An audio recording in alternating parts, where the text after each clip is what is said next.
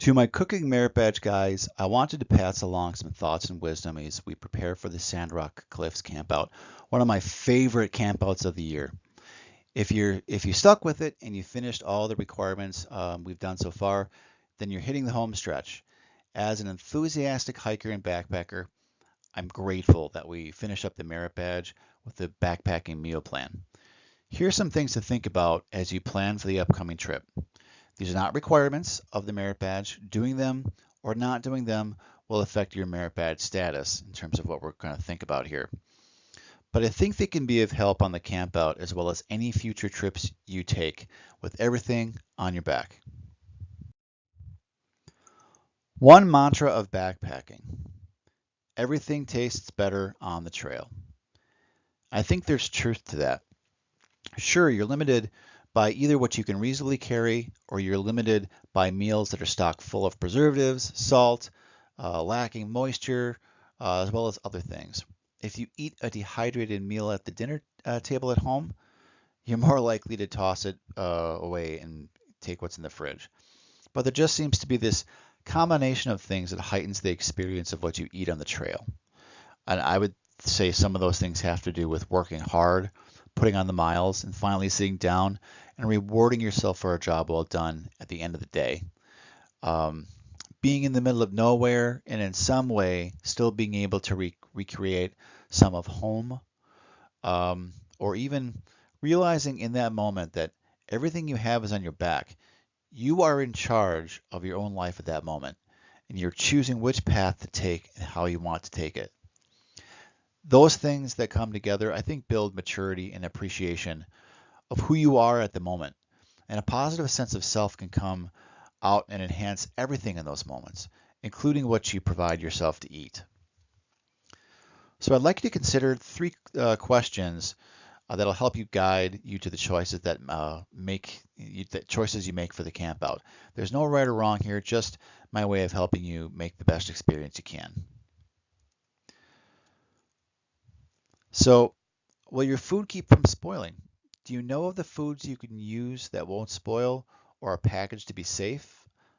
Every section of the nutrition plate offers something that's not quickly perishable. If you're uncertain, ask mom or dad or maybe even watch some cooking shows. Is it lightweight? Another mantra of the trail: every ounce counts. So a chef that puts on a lot of miles still needs to have the physical and mental stamina to think clearly and summon the energy to cook for several people. Unnecessary weight makes it harder to do and makes your journey more strenuous. Can you deal with that? Can you show cooking skill? This is a requirement throughout the merit badge as you've experienced before, but it's also a way to make that meal more enjoyable and make the entire experience even more worth it. When you're planning your menu, you still have to figure out what is important to you. Remember, a backpacker will carry everything on their back, and there may be only so much room in a pack, or your stove might be only so big, or you might only have so much fuel. So what tools are you going to cook with? Other factors like weight factor into this also. You may have a great plan and you went shopping and purchased your groceries with a specific vision, but maybe it's not working out once it's in your pack. So food container size versus trash. Can you remove packaging to lighten your load or make more room in your pack? Do you care about how much extra trash you have to carry with you? Because you pack your trash in and out. You take it with you. You don't leave it. We leave no trace. What do you want to provide to others? Are you going to play it safe or stretch yourself and your creativity? Will you prep your food early? Dehydrate your own food? Make your own granola bars or smoked jerky? As Albert had alluded to in our last meeting, that's creative, it's thrifty, and it shows dedication. And I would appreciate that myself if I were on the trail and got that. And it shows the spirit of a true hiker. But did you give yourself the time it takes to get it done? And then what are the dietary restrictions? Some are vegan, some have allergies, some are gluten-free. I think backpacking food leans towards being more vegan as animal proteins can spoil. but you still need to provide a protein source that won't spoil, like nuts or maybe like a protein-rich grain like quinoa, for example. Then what happens if there's an allergy? How are you restricted in this way? So here are some tips for your meal requirements. You have 5: a breakfast, lunch, dinner, dessert, and a snack. Based on the time we have, there isn't much wiggle room to choose when to cook the meals. The snack you can fit in either on a Friday night or Saturday afternoon.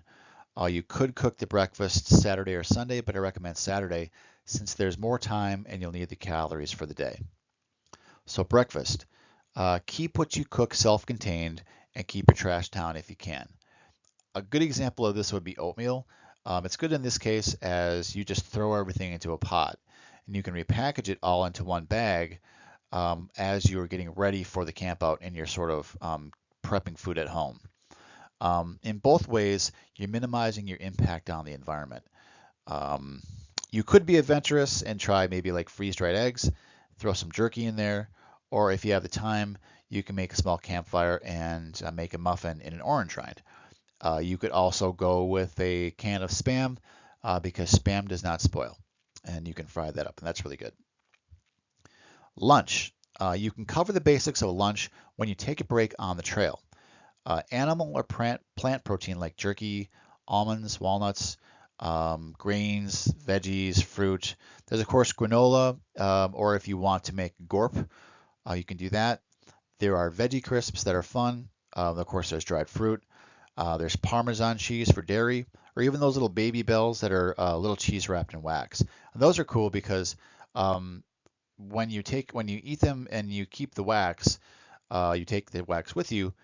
Those are good fire starters later for the fire. Dinner. So don't skip on flavor or effort here just because you chose to go ultra light or maybe because you're tired. It's time to indulge and satisfy yourself after a job well done. You've earned a decent meal and there are many entrees to choose from. This goes back to the idea of everything tastes better on the trail. And dessert, same idea. There's just too many choices if you're creative. Don't skimp yourself on dessert. So I emailed you all a list of backpacking cooking resources for you to begin your planning. Start thinking of ideas. I don't know if we'll partner up in pairs or make teams of 3 and 4. Depends on who's going, but please take this time to value what you are about to do. It's so rewarding. I'm passionate about backpacking and cooking, so you'll have me as a good resource. Have fun and stay safe in scouting. I'll see you all on the trail. Thanks.